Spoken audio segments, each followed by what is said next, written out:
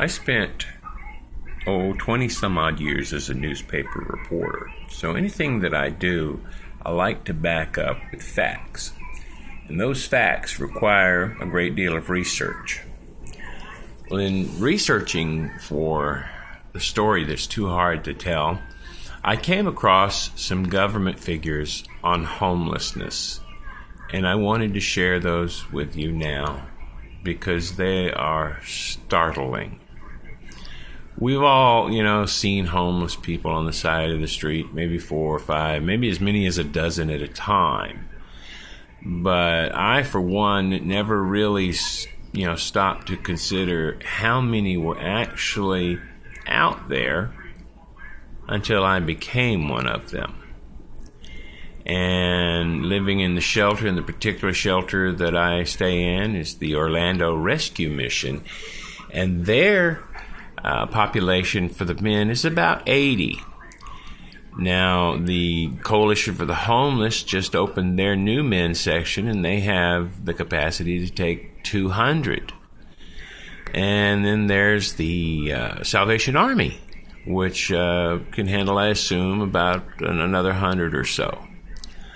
A study was recently released that said there were 900 homeless people here in Orlando. I personally think that figure is very, very low. I come across this research, and this research, incidentally, is from the Department of Housing and Urban Development. It's prepared for that department by the Alliance to End Homelessness. So here we go. Overall homelessness in the United States as of January 1st, 2012. Keep in mind, it takes a while to process all this information. So you're never going to have, 2014's information in 2014. So this is the most current that I have found. There is some 2013 information available, but 2012 is close enough for right now. Overall homelessness, 633,782 people. That's well on its way to 750,000 people homeless. Then this is broken down into what they call subpopulations. And the first one is the chronic homelessness, which is defined as anyone that has been homeless more than a year and has a contributing disability as the reason for their homelessness. Yeah, okay. That figure is 99,894. Let's call it 100,000 people. 100,000 people in the United States are chronically homeless. It means they've been out there for more than a year, and they have a disability that prevents them, from working and having a place to live. I fall into that particular category. Then there are the figure that really, they all upset me, but this one really pisses me off. Veterans, the men who have laid down our lives, have survived, combat, and have come back to the United States only to find they have no place to live.